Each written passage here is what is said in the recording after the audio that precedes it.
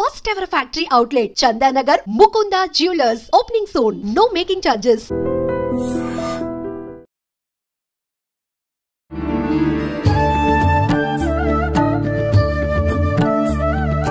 నమస్కారం, welcome to I dream. ధర్మ మార్గం విత్ విజిత కార్యక్రమానికి స్వాగతం. ప్రస్తుతం మనతో పాటు ఉన్నారు ప్రముఖ ఆధ్యాత్మికవేత్త, జ్యోతిష్య పండితులు సుభాష్ శర్మ గారు. ఇప్పుడు గురుగారితో మాట్లాడి మరిన్ని విషయాలు తెలుసుకుందాం.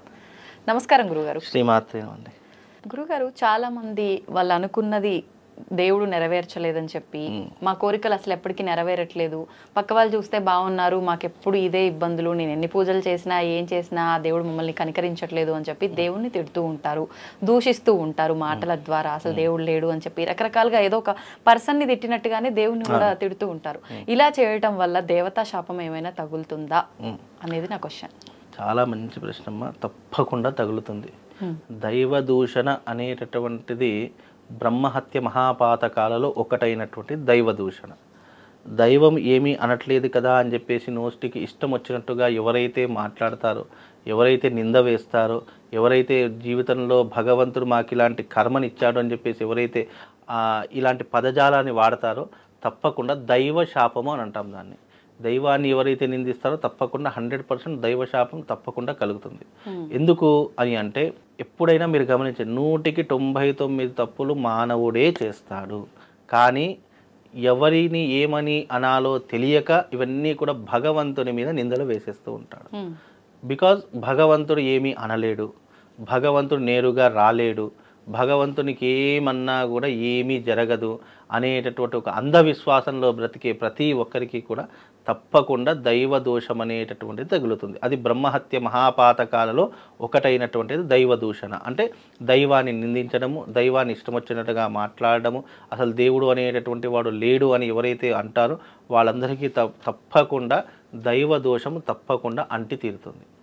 ఎందుకు అంటుతుంది? మరి దేవుడు ఉన్నాడు, దేవుడు లేడు అని మాట్లాడేటటువంటికి ఇలాంటిది ఏమీ జరగదు కదా అని చెప్పి చాలామంది విర్రవీగుతూ ఉంటారు. ఎప్పుడైనా మనం ఒక తప్పు చేశామంటే వెంటనే ఫలితం రాదు. భగవంతుడు అనేటటువంటి వాడు క్షమాగుణం కలిగినటువంటి వాడు. చూస్తాడు. ఎప్పుడైతే ఇప్పుడు శిశుపాలుడి యొక్క తప్పులు 100 తప్పుల వరకు శ్రీకృష్ణుడు ఎలాగైతే క్షమించడం మొదలుపెట్టాడో 100 తప్పులు అయ్యేసరికి శిరస్సును ఛేదించాడు. అలాగే భగవంతుడు కూడా ఇప్పుడు ఒక తల్లి ఉందండి, ఒక బిడ్డ తప్పు చేసింది కదా అని చెప్పేసి బిడ్డనే దూరం చేసుకోదు కదా. ఒకసారి చూస్తుంది, 2 సార్లు చూస్తుంది, 10 సార్లు అలాగే చేసింది అనుకోండి, అబ్బాయి ఇవన్నీ నేను పడలేదురా అని చెప్పేసి తీసుకెళ్ళి హాస్టల్లో పడేసేయడం, లేదంటే వేరే వాళ్ళ ఇంట్లో ఉంచేయడం, ఇలాంటివి జరుగుతుంటాయి. అంటే కొన్ని రోజులు ఇలా చేస్తే తల్లి విలువ తెలిసి వస్తుంది అని ఒక నమ్మకంతో. అలాగే భగవంతుడు కూడా ఇలా దైవ దూషణ చేసే ప్రతి ఒక్కరికి కూడా కష్టము అనేటటువంటి ఒక ఊబిలో పడివేస్తాడు. అందుకే కష్టము అనే ఊబిలో పడివేసిన తర్వాత ఎప్పుడైనా మీరు గమనించండి, మనిషికి ఏదైనా కష్టం వస్తేనే భగవంతుడిని చూస్తాడు తప్ప, మనిషికి అన్ని సుఖాలు ఉన్నాయి, అన్ని భోగాలు ఉన్నాయి అనుకోండి, కనీసం దేవుడి గడప కూడా తొక్కడు ఎవరు కూడా. బికాజ్ ఏంటి అంటే మనిషి ఆశావాది. మనకి ఏదైనా దొరుకుతుంది అని అంటేనే మనం అక్కడికి వెళతాము తప్ప మనకి ఏమీ ప్రయోజనం లేదు, అక్కడ ఏమీ అవసరం లేదంటే కనీసం అక్కడ కన్నెత్తి కూడా చూడనటువంటి స్థితిలో మానవుడు. ఇది కలియుగము. కలియుగంలో ఏదైనా ప్రాక్టికల్గా చూడాలి తప్ప మనము అన్ని రకాలుగా దేవుడు ఉన్నాడు, దేవుడు ఇచ్చేస్తాడు అది చేస్తాడంటే 100కి 99% మనిషి కర్మను ఆచరించడం వరకు మాత్రమే మనిషి యొక్క తత్వం. ఫలితం అనేది భగవంతుడు ఎప్పుడు ఇవ్వాలో అదే తత్వంలో ఇస్తాడు. అప్పుడు దైవ దూషణ చేయడం ద్వారా మనిషి జీవితంలో అనేక పాపకర్మలను మూటగట్టుకున్నవాడు అవుతాడు. ఇప్పుడు కర్మ ఎవరినైనా వెంటాడుతుంది అని అంటారు. ఆ కర్మలు ఎలా ఉంటాయి? మనిషి చేసే దైవ దూషణ, మనిషి చేసే తప్పులు, మనిషి ఇతరులకు హాని చేసేటటువంటి విధానాలు, ఇవన్నీ కూడా దైవ దూషణలో భాగంగా వస్తూ ఉంటాయి. అందులో మొట్టమొదటిది ఏంటంటే గోవుని చంపడం బ్రహ్మహత్య మహాపాతకాలలో ఒకటి. బ్రాహ్మణుని నిందించడము, బ్రాహ్మణుని ఎలా పడితే అలా తిట్టడము, ఇది బ్రహ్మహత్య మహాపాతకాలలో రెండవటటువంటిది. మూడవది ఏంటి అంటే దైవ దూషణ చేయడం. అసలు దేవుడు అనేవాడు లేడు, దేవుడు నా జాతకాన్ని ఇలా రాశాడు, దేవుడు నా కర్మను ఇలా ఇచ్చాడు అని ఎవరైతే ఈ రకమైనటువంటి విమర్శలు చేస్తారో తప్పకుండా మీరన్నట్టుగా వాళ్ళకు దైవ శాపము వెంటాడుతూనే ఉంటుంది. ఇప్పుడు చాలామంది జాతకాల్లో పితృశాపము నమ్ముతూ ఉంటారు, మాతృశాపం నమ్ముతూ ఉంటారు, అలాగే పూర్వజన్మలో చేసిన సర్పశాపము నమ్ముతుంటాము. అలాగే దైవశాపం కూడా తప్పకుండా మనిషి జీవితంలో ఉండే తీరుతుంది. ఎందుకు అనంటే ఏదో ఒక జన్మలో ఏదో ఒక సమయంలో దైవ దూషణ చేయనటువంటి వ్యక్తి ఎవరు కూడా ఉండరు. ఇప్పుడు కూడా కలియుగంలో మనకి ఏదైనా చిన్న చిన్న ఇబ్బందులు వచ్చాయి, లేదా చిన్న చిన్న నష్టాలు ఏదైనా కలిగాయి, ఉద్యోగం రాలేదు, లేదా మనకు డబ్బు లేదు, లేదా అప్పులో ఊబిలో కొడుకుపోయామనుకోండి, అప్పుడు మనం సాధారణంగా మనం కొన్ని మాటలు వదిలేస్తూ ఉంటాము. అబ్బా దేవుడు ఇలాంటి జాతకాన్ని రాశాడు నాయన, దేవుడు నా జీవితంలో ఇలాంటి కర్మను నాకు ఇచ్చాడు రా నాయన, ఇక ఆ దేవుడు అసలు మనసున్నవాడే కాదు బండరాయి దేవుడు అని ఇలా ఎన్నో రకాలుగా మాట్లాడుతూ ఉంటాము. ఇవన్నీ చేస్తూ ఉంటారు. చాలా మట్టుకు ఇలా మానేసినటువంటి వాళ్ళు కూడా చాలా మంది ఉన్నారు. ఎందుకు చేసి చేసి విసిగెళ్ళిపోయారు, చేసి చేసి చేసి అబ్బా ఇక దేవుడు వల్ల ఏం ప్రయోజనం లేదరా నాయన, మన పని మనం చూసుకోవడం చాలా ఉత్తమం అని చెప్పేసి ఎవరి పని వాళ్ళు చూసుకుంటారు తప్ప దేవుణ్ణి నమ్మడమే మానేసినటువంటి సంఘటనలు చాలా ఉన్నాయి. బికాజ్ ఇందులో దేవుడు చేసేది ఏమీ ఉండదండి. నీకు ఒక జన్మనిచ్చాడు, నీకు శక్తినిచ్చాడు, నీకు ఆలోచననిచ్చాడు, నీకు సంపాదించేటటువంటి మార్గాన్ని ఇచ్చాడు, నీకు చదువుకునేటటువంటి తెలివితేటలు ఇచ్చాడు, మంచి చెడు ఏది అని తెలుసుకునేటటువంటి విచక్షణా జ్ఞానం ఇచ్చాడు. ఇన్ని ఇచ్చినటువంటి భగవంతుడు ఇంకా ఏమి ఇవ్వాలని కోరుకుంటారు, ఇంకా ఏం కావాలని కోరుకుంటారు? అంటే మొత్తం నీ చేతిలో విస్తరాకులు అన్నీ వడ్డించి పెట్టాడు. అది కనీసం మనం చేతి ఉపయోగించుకొని మన నోట్లో కూడా పెట్టుకోకుండా ఇవన్నీ పెట్టాడు, దేవుడే వచ్చి తినిపిస్తాడంటే తినిపిస్తాడా? మనమే తినాలి. అలాగే భగవంతుడు మనకు అన్నీ సమకూర్చి పెట్టాడు. అందులో నువ్వు కష్టపడి దాన్ని ఇంకా పెంచుకునే ప్రయత్నం చేయాలి తప్ప దాంట్లో ఏదో చిన్న లోపం జరిగింది, అయ్యో నాకు సాంబార్ రాలేదండి, నాకు అప్పడాలు రాలేదండి అంటే ఊరుకుంటారా? ఊరుకోరు కదా. అలాగే భగవంతుడు కూడా మనకు అన్నీ ఇచ్చాడండి. మనం పుట్టుకతోనే 3 రుణాలతో పుడతాము. ఒకటి దేవతా రుణం, 2 ఋషి రుణం, 3 మాతృపితృల రుణం. ఈ 3 రుణాలు తీర్చుకోవడానికే భగవంతుడు మనిషి జన్మని ఇస్తాడు. ఎప్పుడైనా గుర్తుపెట్టుకోండి. కాబట్టి దైవ దూషణ చేసే ప్రతి ఒక్కరికి కష్టాలే ఉంటాయి తప్ప ఇబ్బందులే ఉంటాయి తప్ప, ఎప్పుడైతే దైవ దూషణ చేయకుండా భగవంతుడు మనకు అన్నీ ఇచ్చాడు, మనమే తెలివితో మన శక్తితో పైకి రావాలని ఎవరైతే ఆలోచిస్తారో తప్పకుండా ఆ వ్యక్తి జీవితంలో ఉన్నత స్థాయిలోకి వస్తాం. దైవాన్ని మనము ఎప్పుడైనా దైవం అనేటటువంటి ఎందుకు ఉంది?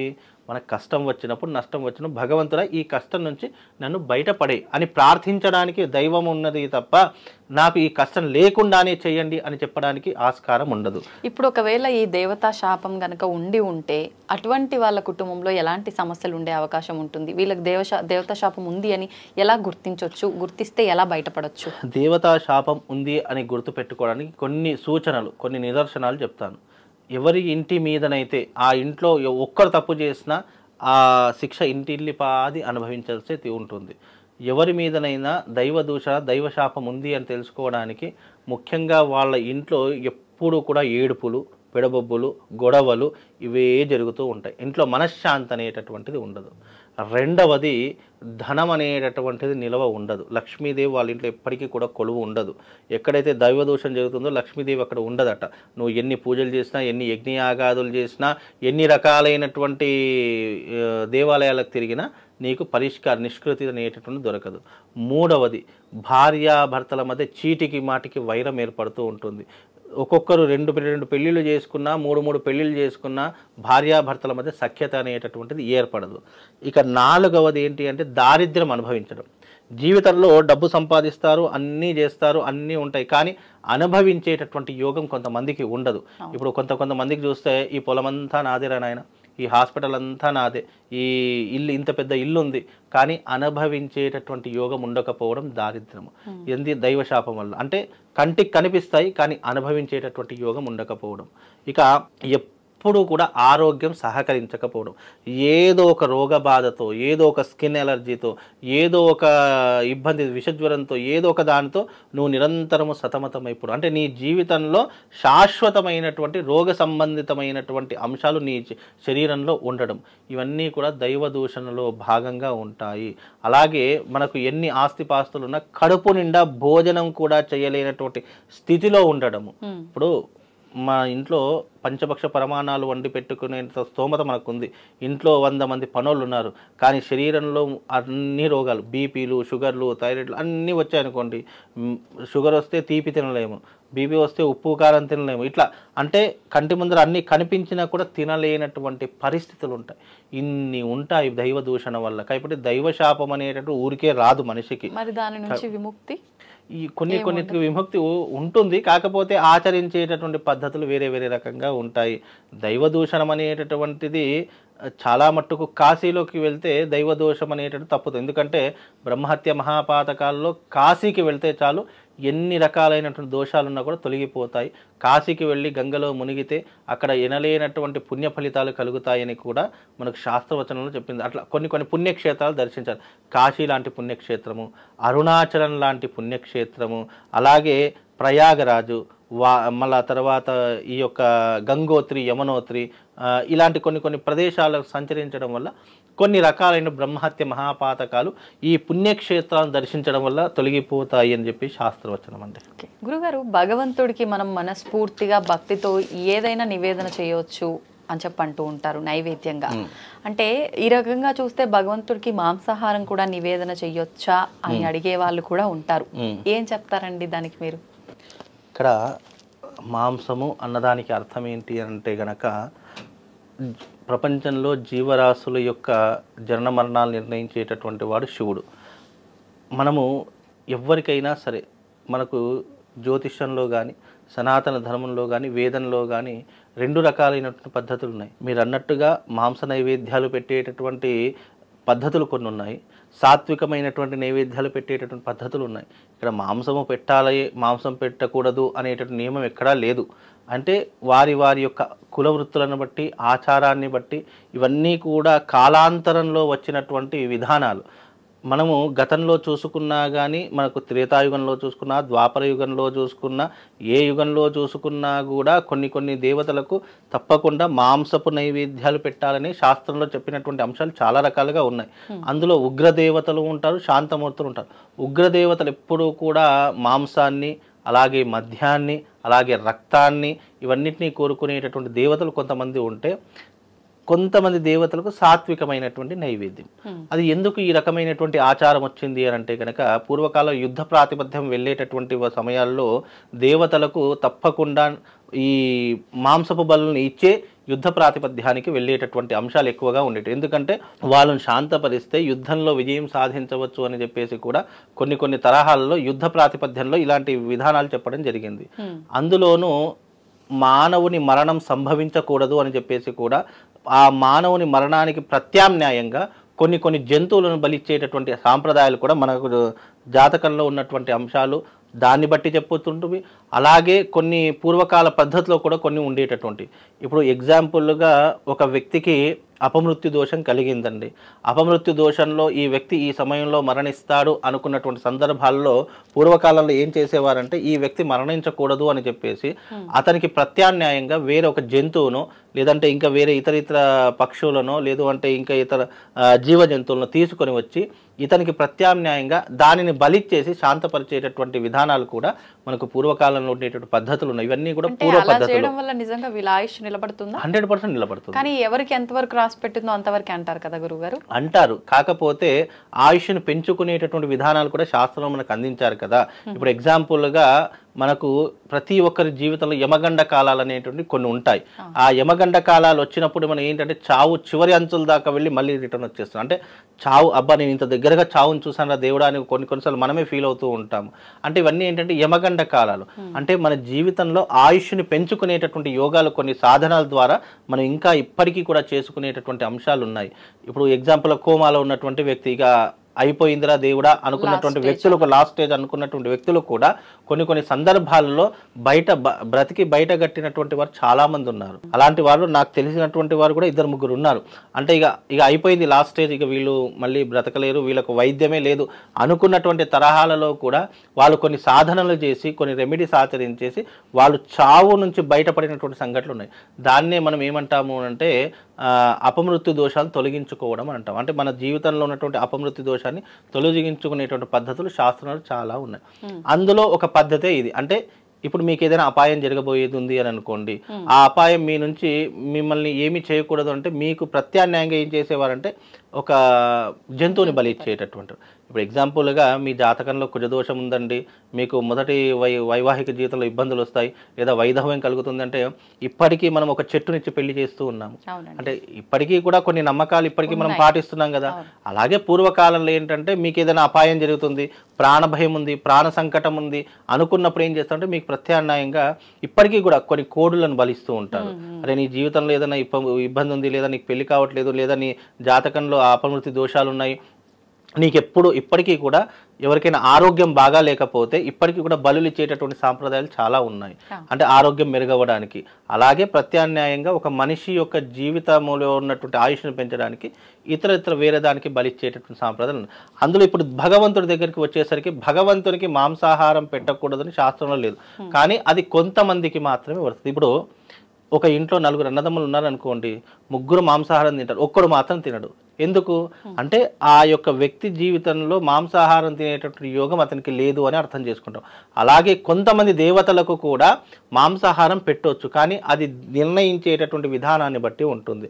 దాన్నే మనం ఇప్పుడున్నటువంటి పద్ధతిలో అందరికీ తెలిసినటువంటి పద్ధతులు చెప్పాలంటే వామాచార పద్ధతి అని చెప్పొచ్చు. ఇప్పుడు వామాచార పద్ధతిలో ఏముంటుంది, మాంసము, మద్యము, మైథునము, ముద్రలు ఇవే ఉంటుంటాయి.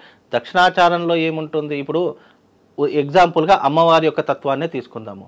మనము సాత్వికమైనటువంటి రూపాలు ఉన్నాయి, మనకు మామూలు దేవాలయాలు ఉన్నాయి అనుకోండి, మనం ఏం చేస్తాం, పండ్లు, తర్వాత ఇంకేదైనా ఆహార పదార్థాలు, కొబ్బరికాయలు, ఇలా సాత్వికమైనటువంటి ఆహారం తీసుకెళ్తాం.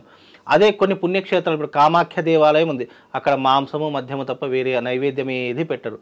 అంటే అక్కడ ఉన్నది అమ్మవారే, ఇక్కడ ఉన్నది అమ్మవారే, కాకపోతే ఆచరించే పద్ధతులు వేరే రకంగా ఉంటాయి. ఇప్పుడు శివుడికి కూడా భక్త కన్నప్ప మాంసం పెట్టాడు, వచ్చి తిన్నాడా, తినలేదు. అంటే దానికి ఏంటంటే భక్తి ప్రధానముని శాస్త్రం చెప్పడం జరిగింది తప్ప ఇక్కడ ఇంకోటి భక్తితో ఏది సమర్పించినా భగవంతుడు కాదు అని అన్నాడు. కానీ ఎందుకు కాదనడు, మనం పెట్టింది ఏం భగవంతుడు వచ్చి తినడు కదా. మనం భగవంతుని మీద ఉన్నటువంటి విశ్వాసం భక్తితో మనం పెడతాము తప్ప భగవంతుడు వచ్చి ఏమీ తినడు. కాకపోతే అది మన భక్తికి ప్రతీక, మన భక్తి చైతన్యాన్ని చాటుకోవడానికి అదొక ఎగ్జాంపుల్గా తీసుకోవాలి తప్ప ఆ భగవంతుడికి అన్నీ తెలుతాయి కదా మాంసం పెడితే తప్పేంది, అది నీలో ఉన్నటువంటి మూర్ఖత్వానికి దారి తీసేటటువంటి లక్షణాలు ఉంటాయి. నీ మెచ్యూరిటీకి, నీ మూర్ఖత్వానికి ఇది ఒక ప్రతీకగా తీసుకోవాలి తప్ప భగవంతుడు అన్నీ ఉంటాయి. భగవంతుడికి మధుమాంసాలు ఉంటాయి, మద్యం ఉంటుంది, కొబ్బరికాయలు ఉంటాయి, పూలు ఉంటాయి, పళ్ళు ఉంటాయి, పాలు ఉంటాయి, అన్నీ పెట్టవచ్చు. కాకపోతే అది నీ యొక్క విచక్షణా జ్ఞానం మీద ఆధారపడి ఉంది. ఆ విచక్షణా జ్ఞానం మీద ఆధారపడి ఉన్నట్టు అంశాలలో ఈ నైవేద్యం ప్రాసెస్ అనేటటువంటిది ఒకటి. కాబట్టి దీంట్లో ఉగ్రదేవతలకు కొన్ని నైవేద్యాలు ఉంటాయి, సాత్వికమైనటువంటి దేవతలకు కొన్ని నైవేద్యాలు ఉంటాయి. భగవంతుడికి మాంసం పెడితే ఏమవుతుంది అని అంటే, భగవంతుడికి మాంసం పెడితే నీకేమీ కాదు, కానీ అది భగవంతుడు తినడు, అది నీకు తెలుసు, నాకు తెలుసు. కానీ అది మూర్ఖత్వంతో చేసేటటువంటి కొన్ని, అంటే వితండవాదం చేసే వాళ్ళు కొంతమంది ఉంటారు కదా, వాళ్లకు ఎగ్జాంపుల్గా చెప్పడానికే తప్ప భగవంతుడికి ఏది పెట్టినా భగవంతుడు స్వీకరిస్తాడు. కానీ అది భగవంతుడి దగ్గరికి పెట్టేసరికి అది ప్రసాదంగా మారిపోతుంది. ఇప్పుడు అప్పట్లో జరిగినటువంటి కొన్ని సంఘటనల ఆధారంగా చేసుకుంటే, ఎగ్జాంపుల్గా పోతులూరి వీరబ్రహ్మేంద్ర స్వామి వారు ఉన్నారు. అతను ఆ స్వామివారు ఏం చేశారంటే ఒక దర్గాకి వెళ్ళారండి. ఆ దర్గాలో అక్కడ మధుమాంసాలన్నీ కూడా పెడుతూ ఉంటే, మీ దేవుడు అన్నీ తింటాడు కదా, ఇదిగో ఈ మాంసం కూడా తీసుకోండి అని చెప్పేసి అన్నారట. ఆ మాంసం మీద మూత కప్పింది ఉంది. మూత కప్పి ఉంటే అప్పుడు వాళ్ళందరికీ తెలుసు, కానీ ఎవరు కూడా మాట మాట్లాడలేదు. కానీ అతను సాక్షాత్తు వీరబ్రహ్మేంద్ర స్వామి అంటే సాక్షాత్తు దైవ స్వరూపం. ఆ వ్యక్తి ఏం చేశాడు, సరే అని చెప్పేసి తీసుకోగానే అవన్నీ కూడా పళ్ళు స్వరూపాలుగా మారిపోయాయి. చూసే వాళ్ళందరూ ఆశ్చర్యపోయారు. అంటే భగవంతుడి దగ్గరికి పెట్టింది మనం మాంసం పెడతాం, కానీ అతనికి కనిపించేదంతా కూడా సాత్వికమైనటువంటి విధానంలోనే కనిపిస్తుంది.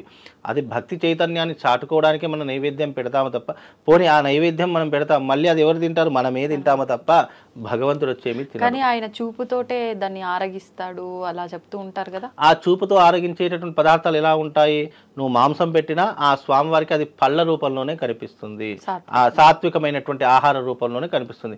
దాంట్లో ఉన్నటువంటి సాత్వికాన్ని తీసుకుంటాడు తప్ప, ఇప్పుడు నువ్వు తప్పు చేసావని మీ అమ్మగారు మిమ్మల్ని దూరం పెట్టారు కదా, ఒక 2 దెబ్బలు వేసో 2 మాటలు చెప్పో మళ్ళీ మిమ్మల్ని దగ్గర తీసుకుంటారు.